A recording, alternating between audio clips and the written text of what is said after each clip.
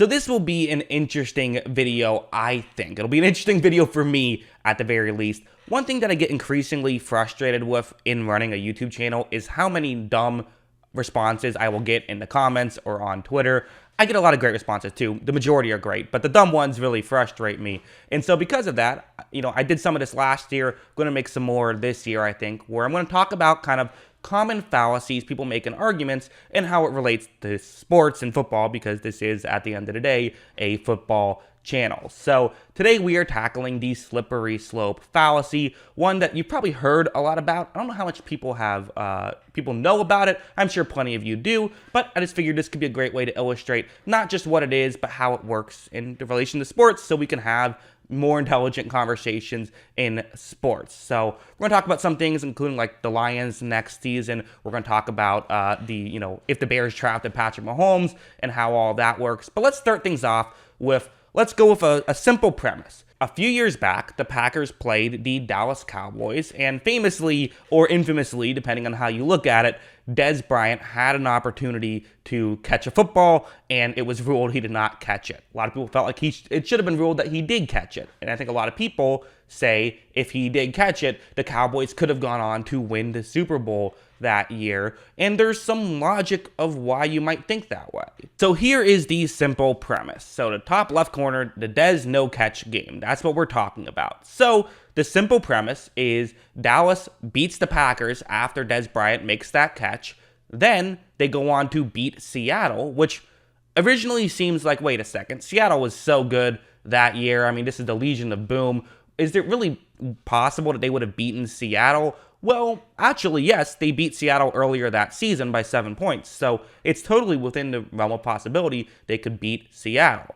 Then they would have to go on to beat New England, which again, would have been difficult, but worth mentioning, Dallas and New England had the same record that year. So it's not out of the question by any means. So what are the odds that these three things happen? Well, first we have to figure out what the odds are that each individual thing happens. I went back and looked at the win probability of Dallas versus Green Bay in that playoff game and looked at what would have happened if Dez Bryant was ruled, if that was ruled a catch. These three numbers are the numbers I'm going to go with for the probability that each event would have happened. So 39% that Dallas would have beaten the Packers. We'll say 50-50 for Dallas beating Seattle and beating New England, right? Totally possible, but who knows what happens. Yes, they beat Seattle early on in the season, but we've seen plenty of times a team loses to a team in the regular season, but then beats them in the postseason. We just saw the Rams lose to the 49ers twice in the regular season, but go on to win. So,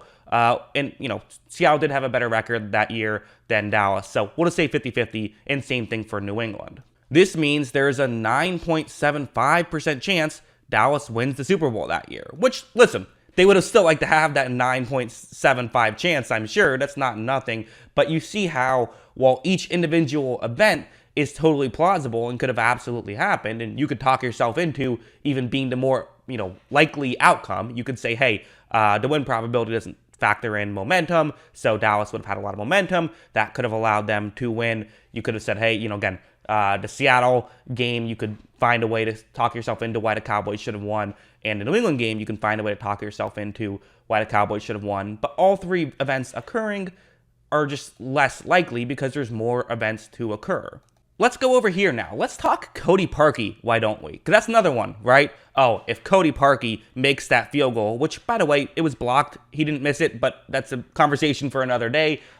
If Cody Parkey makes that field goal, the Bears definitely go on to win the Super Bowl. Well, let's talk about it. So 4 events have to occur. The Bears have to hold on to win, which seems likely, seems like the most logical outcome there, because there was only 10 seconds left, and some time is going to come off the clock for the field goal attempt.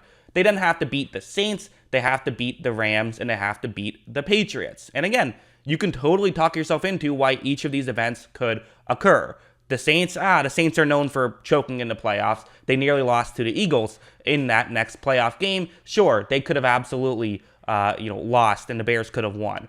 Bears beating the Rams. The Bears beat the Rams in the regular season. Once again, the Patriots is always going to be a tough one, but the Patriots did not have a great Super Bowl, especially offensively, and given that Bears defense, you could totally talk yourself into all of those things favoring Chicago. Again, just using the chart, and I want to be clear, this is not scientific by any means. It's just simply meant to illustrate a point. If all four of these events have that probability, which is 95% chance the Bears win in the first playoff game after kicking the field goal, and then 50-50 for each of the rest of the games, then there's an 11.88% chance the Bears win the Super Bowl. So again, Chicago would have loved to have that chance, I'm sure, but the chances are still relatively small. And these are, you might say, well, these are with things that are 50-50. What about things that have a higher probability of working? Going over here, how about Patrick Mahomes? What if the Bears drafted Patrick Mahomes? Do they win the Super Bowl that year? Forget about Cody Parkey missing field goals and hitting every post he can find. That's irrelevant if you have Patrick Mahomes instead of Mitchell Trubisky. That would have been a huge upgrade at quarterback. But you see, there's several things that would have had to happen for the Bears to win in the Super Bowl that year. First, he would have had to still be just as good, which he probably would have been, right? I mean, I think it's fair to say he would have still been just as good. Patrick Mahomes is a unique talent. And while, being in a good situation helps, he's a unique talent. He probably would have been successful anyways, but we don't know.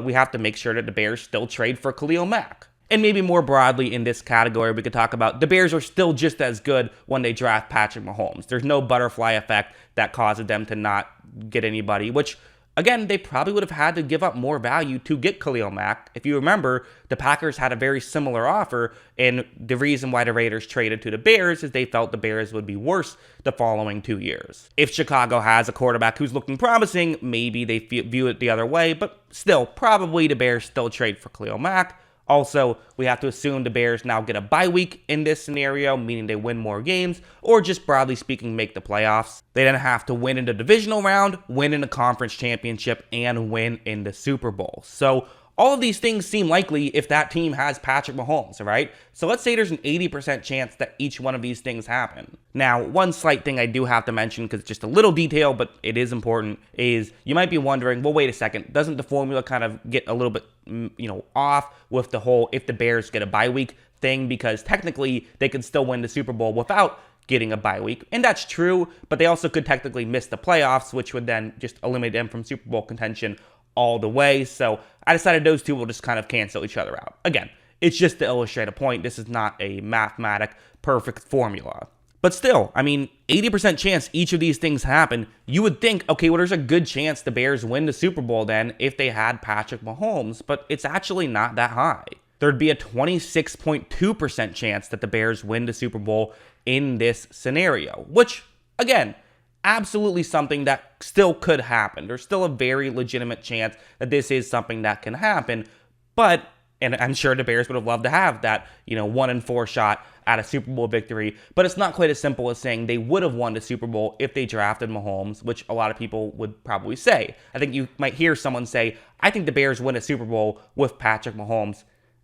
Using this logic, they still probably don't, at least not for that one specific year. One more example, let's go even more extreme, and let's talk about something that I think could be fascinating. This is something that is in the future. So this is not talking about something that we already know what happened. This is a projection for next year, but a good way to, I think this is a common way people view things that you can't quite view, which is, first at the top of the list, this is not a projection, this is just a statement, which is the Lions won 3.5 games in 2021. The half game was a tie. Let's also assume that you need 10 wins to get into the postseason, and let's assume the Lions did get a lot better. Let's just go with that as an assumption that if you're a diehard Lions fan, you're saying, we got so much better this offseason, it's crazy. We all know the type that talk themselves into their team being way better than anybody realizes.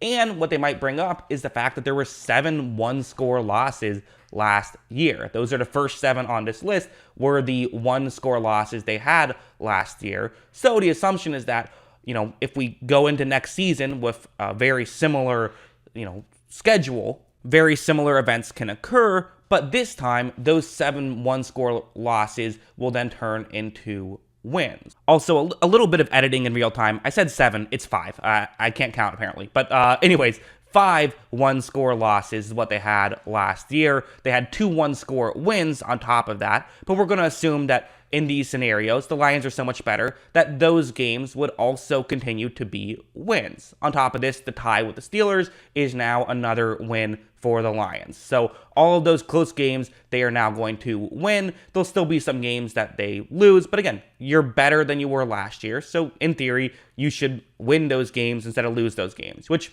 isn't also exactly how it works, but we'll just go with that premise for explaining this video. They also have to win one other game. They also have to make sure they don't lose any of the other games that happen, because there's other, maybe blowout wins that, like the Cardinals took them to, for granted and got blown out by them. We have to assume that they don't now lose any games like that now that they're better. We also have to assume they don't get unlucky and lose any games that they deserve to win. Let's be honest, it's the Lions. Some bad calls will probably go against them, so we have to assume that. And we have to assume there are no major injuries that derail the season for the Lions. Those are all the assumptions, which, again, each one of these individual assumptions seems pretty plausible, right?